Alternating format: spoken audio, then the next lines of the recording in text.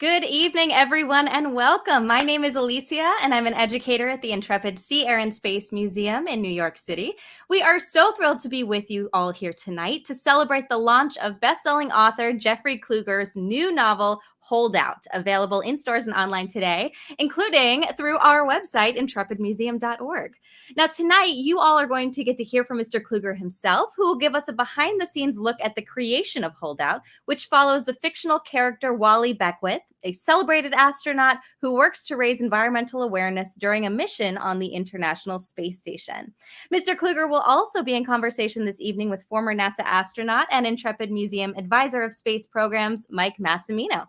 But before we begin and before we bring on our special guest tonight, a little bit about the Intrepid Museum and our unique connection to space, if you're not already familiar. So the Intrepid Sea, Air, and Space Museum is located on the west side of Manhattan, floating right on the Hudson River, and it's housed inside of a historic World War II Essex-class aircraft carrier, the former USS Intrepid. Now, our ship began service in August of 1943. It was active throughout World War II and the Cold War, during which it also played an important role in the space race by serving as a prime recovery vessel for two NASA space capsules that splashed down into the ocean after their missions. And that's also part of the very cool history that makes us, of course, a Sea, Air, and Space Museum. Now, the Intrepid later went on to serve in the Vietnam War on 3 combat cruises from 1966 to 1968, and a few years later, in 1974, it was eventually decommissioned to then later become a museum in 1982 after being saved from the scrapyard. Now, today, the Intrepid Museum's mission is to honor our heroes, educate the public, and inspire our youth. On site, we have 28 military aircraft on display, a British Airways Concorde, a Cold War-era nuclear submarine, the USS Growler, and of course, our very own NASA space shuttle, the Enterprise, right up on our flight deck. So there is a lot of cool stuff to see and do. We are open 7 days a week to the public, and we would love to have you come by to explore it all in person. But I know you all are eager to hear from our special guest tonight and to hear a bit more about Jeffrey Kluger's new book, Holdout. So I'm going to kick us off with a brief synopsis of the book.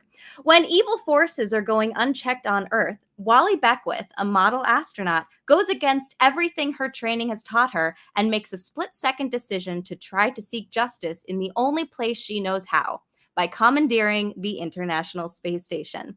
For Wally, the matter at hand feels all too clear and terrifying for her to be worried about ruining her career. She is stuck in a race against time to save a part of the world that seems to have been forgotten, and also the life of the person she loves the most. She will go to any length necessary, using the only tool she has to accomplish what she knows is right. So, without further ado, let's bring on our guests. I would like to introduce Jeffrey Kluger and Mike Massimino.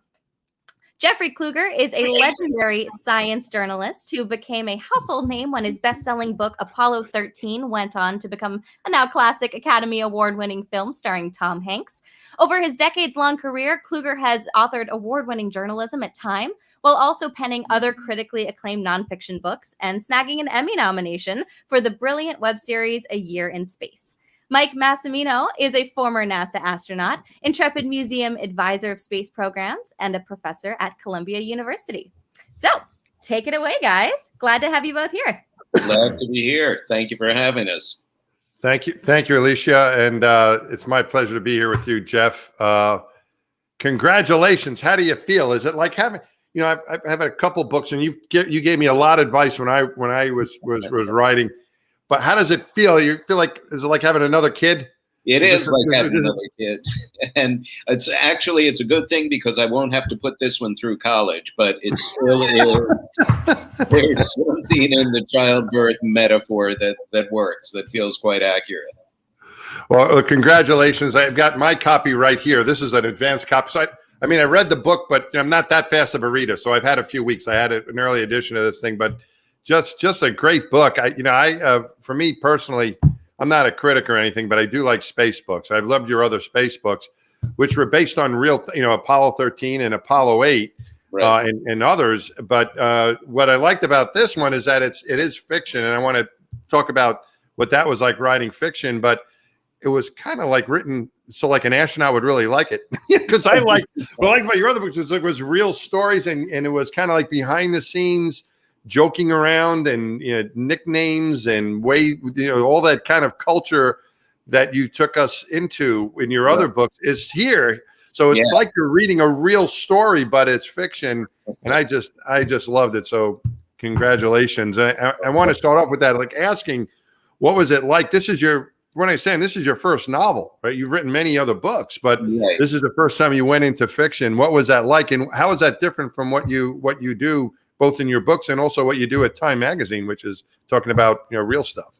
Well, yeah, it wasn't my first novel, but it was my first adult novel. And I wrote 2 novels for young adults, and they both had some measure of magical realism in them. So the good thing about writing about magical realism is that I'm used to having to write purely factually at Time Magazine, and fact check my stories and make sure every source is read checked and double checked. When you're writing magical realism for kids, you don't even have to have the laws of physics apply. You can do anything at all you want. In this book, I wanted to write a story that was purely fiction, but remained within the very tight guardrails of existing technology. I didn't set this 20 years in the future. I didn't set it 40 years in the future. One of the things I liked about The Martian was that it was technology that we might not have yet, but that we could have, that would be within our technological reach. With this book, I'm going only with the technology we do have. So while I was spinning a yarn, I had to keep the physics and the engineering and the operation and the protocols of the space station exactly within accord to how the space station works and how the protocols of the space station work. So it was great to be able to spin a yarn, but I spun a yarn within very tight constraints about making sure there wouldn't be any very smart people like yourself or other folks out there who would look at this book and say, that just ain't the way we do it. Yeah, so. and that's one of the things I loved about it, Jeff, was that it's a very interesting story, and it's fictional, but it was if it was real. It was the way you depicted it, the communication, the operation of the space station, the U.S. and the Russian segments, and the international. Everything was very much truthful and took me back because. I don't hang around there anymore down in Houston, but it took me back to what it was like in MCC and training and so on, being down there. So well done. And that I think for me, that makes it really cool because it's a really cool fictional story, but it's you can learn a lot about the real program reading it. So, cool. So, all right. So not to give anything away. Yes. Can you give us kind of like, a little synopsis or the elevator pitch for the book for the people who are listening here? Sure. And I wouldn't even, it's even briefer than an elevator pitch. A friend of mine, when I first told her the idea, the premise of the book, she said, that's a Post-it note pitch. But she meant that in the best possible way, because basically the premise of the book that occurred to me is what would happen if an astronaut refused to come home from the International Space Station at the end of her tour of duty. And I was thinking about the old Herman Melville story, Bartleby the Scrivener, the employee, the scrivener in a law firm who won't work when he's told to work and won't leave when he's fired. And whenever he's asked why, he simply says, I would prefer not to. So Wally Beckwith will not leave the space station. And when she's asked why, she says, I would prefer not to. Now she needs to leave because there's been an emergency. There's been an accident aboard the space station. And her 2 Russian crewmates are required to evacuate. They're injured, but she simply will not do it. So I had to develop a premise. It was perfectly fine to say, gee, that would be interesting to write a yarn about an astronaut who won't leave the space station. But then I had to think about why in the world wouldn't she leave the space station? Is this some piece of performance art? Is this some criminal act she's committing? Is this someone who has just lost her grip on reality? None of those things would make her a sympathetic character. We needed to have some kind of storytelling engine that had very high stakes, both in space and on the Earth. So to give away a little of the story, but not too much of the story, her motivation, which we learn about a quarter of the way through the book, is to save a portion of the planet that's under attack. And in this case, it's the Amazon rainforest. There is a fictional president in Brazil in the book who is very much like the current president Bolsonaro, who is very hostile towards environmental movements in the Amazon and very hostile towards the indigenous tribes. So she's trying to stop the rousting, the relocation, and the ethnic cleansing of the tribes and the wholesale burning of the Amazon. And she's doing it from the place she knows best, because the damage being done to the Amazon is so great and so severe that she can see it from space. So she feels if she can show the world what she's seen and make herself a cause célèbre, she can help motivate the world to press the U.S. government and other governments to intervene militarily and stop this slaughter from happening. Jeff, let's talk a little bit more about Wally, your main character. Was there a certain inspiration for her? How did you develop? How did you come up with this character? Because usually your other books, the space books, are based on real people. Jim Lovell. But in this case, how did you come up with? What was your inspiration for her? The inspiration for Wally was, and the reason for her nickname, her real name in the book is Belka. Her parents were space engineers at the Jet Propulsion Laboratory, and they deeply admired the Soviet space program. They couldn't give her, they wanted to name her after someone in the Soviet space program. They couldn't name her Valentina Tereshkova because that was just too provocative in the Cold War. So they named her Belka after one of the great Soviet space pups. The dogs like Belka and Laika and Bobko and Strelka and all of the puppies that went up into space for the Soviet Union. So they named her Belka, but she nicknamed herself Wally. And the reason was she took her name from Wally Schirra, one of the original 7 astronauts, who was one of the most daring of all the astronauts. He had a sparkling wit. He had an extreme irreverence. And he also was responsible for what the closest thing was to a mutiny in space that ever happened in NASA spaceflight in the Apollo 7 mission in 1968. Now, that was a mission that came just a year and a half after the Apollo 1 launch pad fire, when 3 astronauts lost their lives. And this was the first test flight of that spacecraft that had cost those astronauts their lives. There were all kinds of scientific experiments in the flight plan.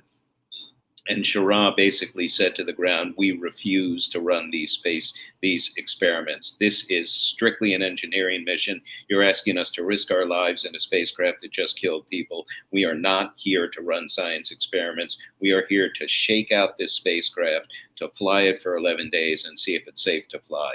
So he ran what was essentially the closest thing to a mutiny that had ever happened in space. My character, Wally Beckwith, always admired that, always admired the grit and the spine and the defiance that it took to do that. So she has a tattoo on her wrist that reads WWWD, what would Wally do? And her feeling is, if she can answer that question, if she would do what Wally Schirra would have done, she would always be making the right decision. So is Wally Schirra then sort of the inspiration for Wally, your character, in your mind? Wally Schirra is the inspiration for my character, yes. And I had read portions of Wally's autobiography when I was much younger, and I reread it this time to learn a lot more about Schirra and his worldview and his take on being an astronaut. Did you ever meet him? Did you? Because you've met a lot of astronauts from. I've met a lot of astronauts, yourself included, and you're on my list of great gets. So I never met Wally. I did talk to him on the phone once, and I forget what I said, but I said something that made him laugh, and I figured, yes, I made the actual Wally Schirra laugh. Schirra had a great sense of humor. He made other people laugh. The day I made Wally Schirra laugh was a good day. I met him a couple of times, one at a memorial for one of the other, I think it was at Gordon Cooper's memorial, and then a couple of reunions. And he just was a very funny guy. And clips of him, if people look him up on YouTube, he was a really good actor. He did some stuff like with Bob Hope, and he could have been. He was really quite a performer, I think, and very funny guy. Yeah. And the only of those astronauts that flew Mercury, Gemini, and Apollo. That's correct. So it's interesting you picked him, because a lot of those other guys, it seemed to me, John Glenn and Lovell and Neil Armstrong and Buzz and Wally, I don't think he necessarily had one mission like that. Yeah, but he was in all 3 of them. So anyway, it was and he had a great personality. So terrific. It's interesting that that you based the character on her. And Yeah. I know you talk a lot about, it's grounded, like you said, it's grounded in realism. I was looking for like a big, loud Italian astronaut from New York, but I didn't see one there. But did you do more? I know you did. You know a lot about the space program, and Right. I think you know as much about the space station as anybody, especially doing the film with Scott Kelly, the series that you did, the Year in Space.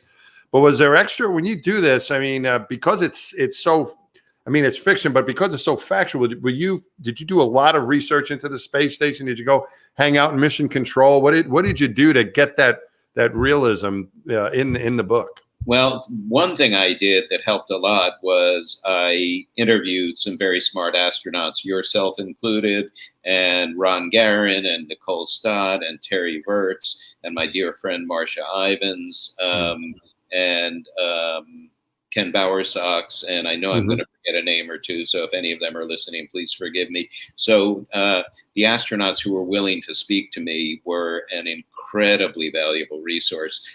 One of the other things that helped a great deal was when we were doing our Year in Space video series back in 2015 and 2016, I was given the rare opportunity to visit a lot of the venues that take place in the book, so that are included in the book. So I was at the Baikonur Cosmodrome in Kazakhstan, which, of course, as you know, is basically Russia's Cape Canaveral. And I saw the liftoff of a Soyuz rocket late at night at around 1:30 in the morning on a frigid, cold night on the Kazakh steppe. I was in Moscow Mission Control. I was in the Gagarin Cosmonaut Training Center outside of Moscow. I've obviously been in our Mission Control and at our Kennedy Space Center. So a lot of the work I did for our Year in Space series, I was able to parlay into the story and include those experiences. And I got to spend time, I forget the name of the building. I think it's Building 9 at the Johnson Space Center. Yeah, the big mock-up building. It's a big mock-up. Yeah, Building 9. It's looking for someone to be named after, I think. We're going to exactly. Yeah, it's Building 9. Yeah, they're waiting for a hero to emerge. Yeah, they'll be Massimino wing before long. But they have a full-size mock-up of the space station, so I was able to walk through it. Granted, it's in a 1G field; you're not floating through it, but I still got a sense of the dimensions and the scale of the station, and that really helped me learn something about it. Yeah, that building, that mock-up is a great mock-up. It's very much. It doesn't have all the computing behind it. There's other simulators that have that, but no other place has the real look and feel of the dimensions and where everything is. We do all the emergency training in there, for example, because it's just like the real thing. So it's a great place to train. Sure. So that must have been fun though, doing all that stuff. That was fun. I got to play spaceman. It was great. Yeah, cool. That is cool. Cool experience. This you already mentioned it. We don't want to spoil the book, but you mentioned that she kind of takes over the space station, right? Right. You talked about that, and I never really knew that was an option. Not that I was going to take over anything, because I want to know what to do with it. But do you think that's realistic? I think it's especially with all these new spaceships going up. Now we have these civilian programs. The non-NASA thing. Do you have the Blue Origin? I mean, do you think that is something that could happen, or what's your feeling about that? Well, under the circumstances, I tried to make the circumstances plausible. So there was an emergency. There is an accident early in the book that causes the evacuation of the space station.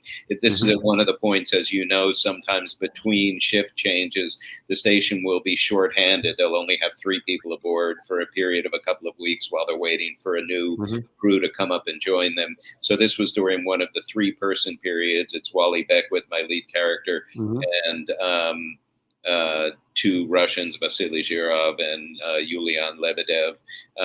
And there is an accident with a Progress cargo vehicle that collides with the station and causes a depressurization in one of the modules, causes those 2 astronauts to be badly injured. So it's imperative that they evacuate the station immediately.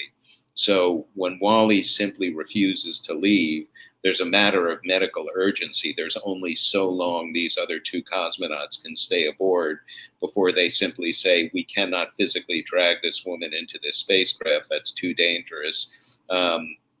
So at some point, the clock was ticking for the medical condition of the two Russian astronauts. So they had to evacuate. So I tried to make her staying behind as realistic as I could possibly make it. And also one of the cosmonauts, the commander of the spacecraft, has a sense of why Wally is staying aboard. And at some measure, he quietly respects it. So he's willing to tolerate her profound insubordination, indeed her profound law breaking. Mm-hmm.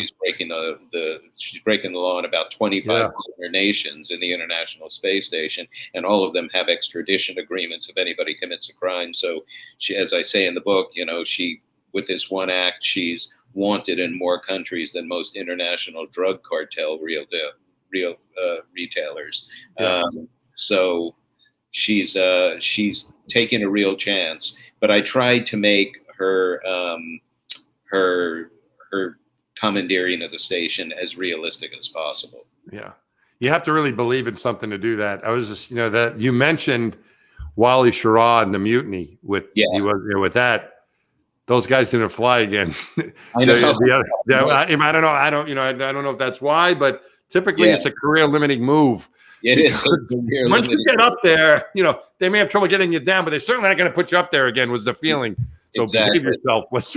So that's I spoke to Chris Kraft, the legendary Chris Kraft, and he, when I was interviewing him for Apollo 13, and yes, he confirmed to me that once those three men came down, they were nenever getting back in a rocket again under his command.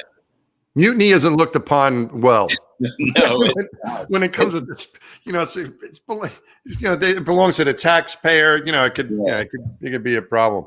You put it on the second line of your resume. It just doesn't look good.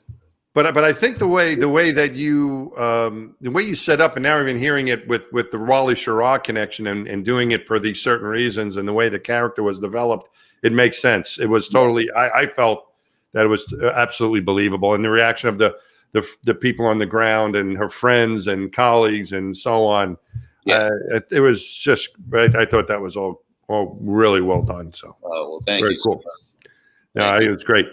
And we've talked a little bit about this. It's not it's not just about flying in space. It's about problems that we have here on the planet. And correct. You mentioned the Amazon, and we see this stuff as astronauts. This is you see the beauty of our planet, and you also see the fading beauty of our planet, and where things could be better. And you notice it, and we know about these intellectually, these things, right? That they're going on. But when you see them, you're like, "Holy cow!" This is really something.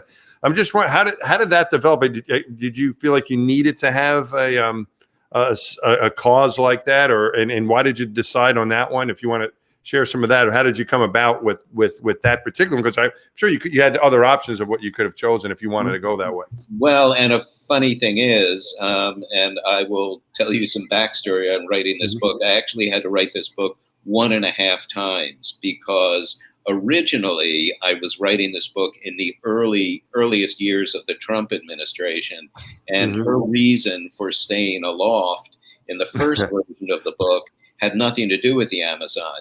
It had everything to do with trying to prevent the construction of not a wall at the Mexican border, a trench at the Mexican border. And she was adamantly opposed to this, and she was going to put together a global movement in which 2.8 million Americans would hold hands across the length of a trench, the entire 1,954-mile stretch of the Mexican-U.S. border. And in so doing, she would help galvanize the U.S. Congress not to fund this trench. And I thought it was very of the moment, and I thought it was very motivating. And I finished the book, and my agent sent it out to 7 publishers. And the first 7 publishers said, when I read the part that's taking place in space, I can't turn the pages fast enough. When I read the part that's taking place on the Earth, I can't put the book down fast enough. So I thought, okay, if 7 publishers are telling me that, then that's a message. So we pulled the book back, and I gouged out that entire 50% of the book and had to give her an entirely new reason. And I felt that saving the Amazon was a much more primal and much more important goal for her, and a goal that would create sympathy, because there were real lives on the line. There are real lives on the line. Yeah. The Amazon is being destroyed. We lose the equivalent of 1 New Jersey's worth of land in the Amazon every year.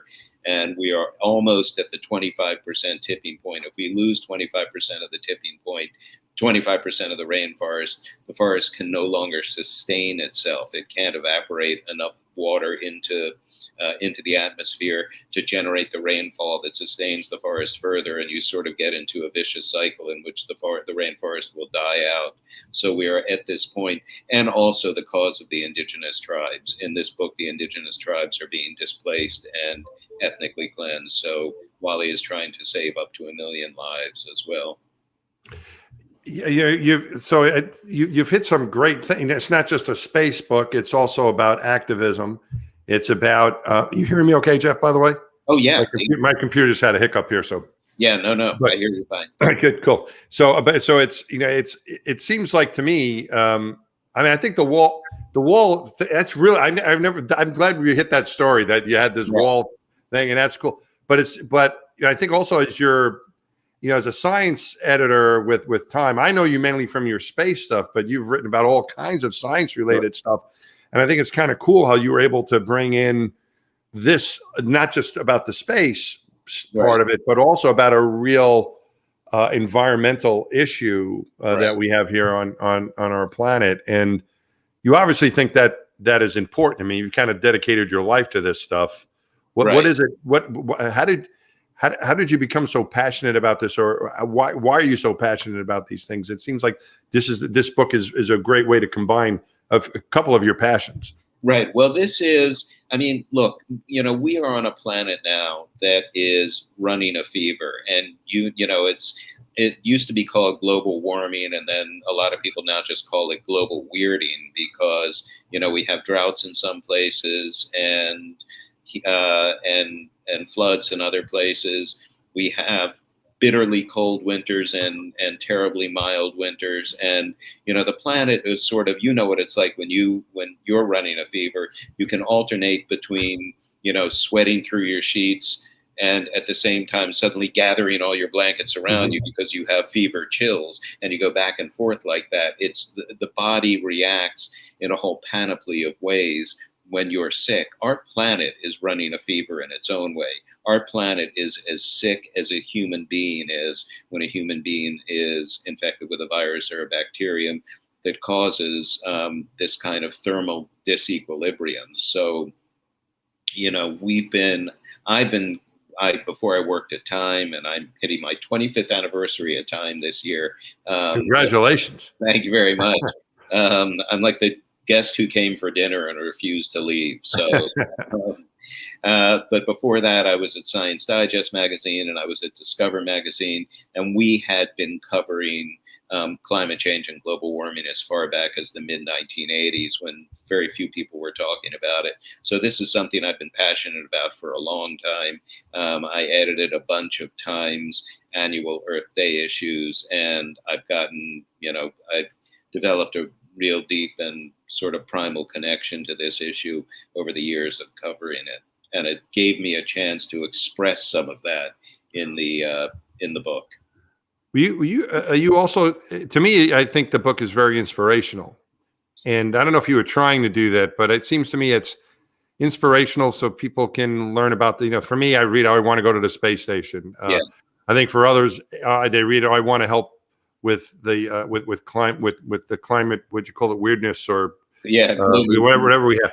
And I think for others, it might just be taking a stand in activism. And you've written about activism before, right? I think it's going to be inspirational in these areas, and I would think you think the same, or I don't know if you were trying to do that, but was that part of your writing passion as well, of trying to inspire people about these things and just to be active about whatever it is that's important to them? It's a very good question, and it relates to another book I wrote.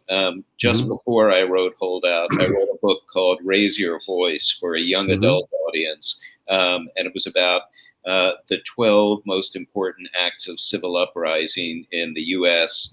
That most shaped the history of the country: the Montgomery bus boycott and the March on Washington and the first Earth Day and the disaster of the Democratic Convention riots in 1968, the Seneca Falls Convention, Stonewall, half a dozen more. So I was very much in this frame of mind when I turned to Holdout, about civil action, about people rising up and seizing the initiative to speak truth to power, to push back at power. And in Raise Your Voice, that was targeted toward young people, and the idea, that I could help inspire even a handful of young activists by reading this book, moved me deeply. So I try to bring some of that passion about the courage to rise up and the courage to stand up to power and to take profound risks. Look, Wally Beckwith takes a real risk. She is, her naval career is certainly going to be over. Her career in space is certainly going to be over, like the Apollo 7 crew. No one is sending that woman up to space again. And she comes back to Earth, and she certainly faces a court-martial and imprisonment. But just like Martin Luther King, and I'm not trying to be so grandiose as to compare my fictitious character to Martin Luther King, but just like the people who marched across the Edmund Pettus Bridge, or anyone else, Rosa Parks, anyone else who has ever stood up for justice, they know I am running the risk of losing my personal liberty, but I'm doing it in the cause of something greater. And that's what I'm hoping to convey, that kind of sense of, this is an issue that's larger than us. And in this case, it's as large as the entire planet. So I was hoping to convey some of that. That's awesome stuff. Yeah. Anyone listening, you need to get this book. It'll inspire in many different ways. We're going to go to the questions from the crowd, but I think I have time for maybe one more, Jeff. What's next? Do you have another project in mind, or what's going on? I do, and I haven't decided yet. It is either going to be another space novel, or there is another book I've been thinking about that takes place in China in the 1940s, a completely different story, a World War II based story. So that's a novel I've been considering doing, but I think I'm probably going to return to space. My passion is here. I've been lying to myself if I said that, all other things being equal, the place I want to be is space. So I have some thoughts for what the next book is. And now that this one is done, I've got to start digging into the basic research and start getting it started. That's great. I came to that realization as well. There's a lot of interesting things, but beside baseball, space is it for me. Space is it. Yeah. That's it, man. And you got to be true to yourself. So. Yeah. Besides the NFL, it's space for me. There you go. All right. Well, I think Jeff, we're up on our time for our part, and Alicia's going to join us. Yeah, and there she is to take some questions from the crowd. Absolutely. We're going to answer some questions. I just actually want to jump in real fast, though. I love that you were so inspired by Wally Schirra. Wally Schirra actually has an interesting connection to the Intrepid, believe it or not, in a roundabout way. So Wally Schirra, like you said, practical joker. He's actually the reason why that infamous corned beef sandwich in space happened. Yes. He stopped by Wolfie's restaurant, gave it, to the Gemini 3 astronauts, who, of course, we then later picked up in Intrepid's amazing history. So, that's right. Intrepid recovered Gemini 3. Is that correct? That's correct. Wow. That's all great. Right. So first question from our crowd here. What did you enjoy most about writing this particular book? I think what I enjoyed most about writing this book was writing the relationship between Wally Beckwith and her niece, who is sort of her surrogate daughter. One of the other things about this book, it was a very different book at one point. For the first chapter of the book, Wally, who spells her name Walli, was a man who spelled his name Wally. And I had originally envisioned this with a male as a protagonist. And after I finished that first chapter of the book, I just felt like I was leaving too much on the table. I felt like there was a certain richness of character that I find it easier to write in women. And I may be guilty of stereotyping here, but I find in my experience, women tend to be more accessible, more emotionally layered, more emotionally nuanced, more intuitive about relationships with other people. And I felt that if I wanted to have a close relationship with Wally and her niece slash surrogate daughter, who is a doctor who's caught in the thick of she's working for a group like Doctors Without Borders, and she's working in the Amazon, so she's caught in the middle of the danger. And that is one of Wally's motivating forces also. And I felt I could simply write a much richer character if I made Wally a woman instead of a man. So trying to write into a female character and trying to write a female on female close familiar relationship was both challenging. As a guy, I have to intuit a little bit more about the mind and heart of my female lead. And writing that story, writing that female on female intimate family relationship, I think was one of the most gratifying parts of the book. Great. Here's another question. Did you learn anything new while writing this book? Oh boy, did I learn anything new. Yes, I learned a great deal new about the culture of mission control in Moscow. I spent some time in mission control in Moscow. I learned a lot of very strange things, the way they operate there. There's a very strict rule that there was a one-time human efficiency expert back in the 60s who determined that the human brain works best when it's handling 600 bits of information at once. So on the screens at Mission Control in Moscow, there is generally a data stream of 600 different points coming through. Any more overwhelms the mind, any less makes the mind lazy and slack. So 600 is the number. And they also work 25-hour shifts there. They don't work 8-hour shifts like we do at KSC, at Johnson Space Center, rather, in Houston, at our mission control. They will work 25 hours. The 25th hour will be the handover with the other crew. That's day one. They sleep on day two. They get up and re-energize and get themselves back into training a little bit on day three. And then on day four, they're working a 25-hour shift. I'm not sure this would pass the Occupational Safety and Health Administration standards in the US, but in Russia, they do things a little bit differently. Wow. It's a long day. It's a long day. If you had control over the ISS, what would you do? Boy, if I had control over the ISS, I would, well, actually, there would be parts of me that would want to do what Wally did. I would want to keep my eyes on the ground, and I would want to be a monitor and say, there is devastation taking place here. There's an oil spill here. There is burning in the Amazon here. There is oil field fires here. I want the world to see from space what the astronaut could see from space. Because I think astronauts, Mike, you know of this, and you've had the experience of the overview effect. You know, you look down on the Earth and you see it as a borderless place. You see it as the fragile world that it is. You see it as this great spacecraft. Our Earth is a spacecraft, and we are all the crew and passengers aboard the spacecraft. You see the atmosphere for what it is from down here on the surface. We see the atmosphere as this, 62-mile high, dense quilt of air that keeps us safe from cosmic rays and from the solar wind. And yet, when you're up in space, you see our atmosphere as this onion skin, this very penetrable thing. So if I were in command of the space station, I would do my best to try to convey that sense of the overview effect and give people a sense of what it's like to see the Earth from that perspective. That's amazing. What about you, Mike? What would you do?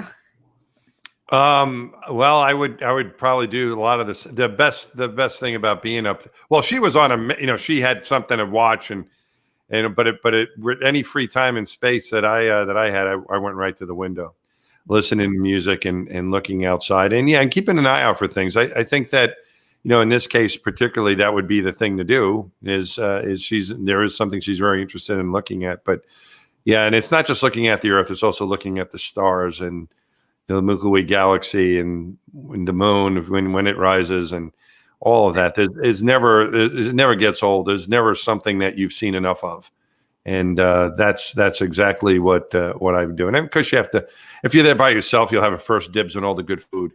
That's the other thing, because sometimes you just didn't pack enough M&Ms, and you're like, well, now I've got to figure out a way to get them from my friends. You wouldn't have that problem. You could just live on macaroni and cheese every meal. That would be the other thing. I think it would open up a lot of dining opportunities because you wouldn't have to share. That'd be the other. Priorities for sure. How much real science did you originally have in the first manuscript? Anything you had to take out for the plot? There were actually what I was talking about with the 600 bits and the 25 hours, that had to come out just because it got too long, it got too detailed. Some of the details about maneuvering the spacecraft, some of the details about the life support systems on the spacecraft. Once you get down into the weeds like that, it is hard not to get fascinated with it and not to throw in everything you learn. So there were some technical aspects that I realized, when I wrote these things, I realized, well, I'm fascinated about this, but that's because I've spent the last year totally immersed in this science. But if I force my readers to read through this, that's really making them eat their spinach when they just want to get a good yarn. So it was a careful balance of offering enough science to hold people and to make them feel like they were getting something rich and nutritious, intellectually nutritious, but not overdoing it. One of my rules for science writing in the 40-some years now I've been a science writer is always to make the science just easy enough that anyone can understand it, but just hard enough so that when you do understand it, you're proud of yourself. And that's the way I feel when I'm reading something that's completely above my pay grade. If I were reading some complex Wall Street story about some arcane transactions that I don't understand at all, if you make it just easy enough so that a little brain like me can grasp it, but just hard enough that I think, hey, I got that. I must be smarter than I think. That's a really gratifying feeling. So I try to give my readers that experience as well when it comes to matters of science. Great. And last question, will we see Wally in the future? Well, that's a really good question. I left Wally's story open. She is, when we leave her, I won't say how we leave her, but the possibility does exist that Wally could find her way back into space. There is no reason she couldn't. She remains fit. She remains a national, indeed a global hero. And one of the good things is, even if NASA grounds her, there is still SpaceX, which I didn't name SpaceX, but I called it Celestix in the book. It's hard to disguise it. And there's still Boeing, which I didn't call Boeing, but I called Arcadia in the book. So it's no secret who I'm writing about. And both of these companies, of course, are capable of flying private crew to space on their own without NASA. So Wally could live again in another story. Wonderful. Well, thank you so much. Our phenomenal guest this evening, author Jeffrey Kluger and former NASA astronaut Mike Massimino.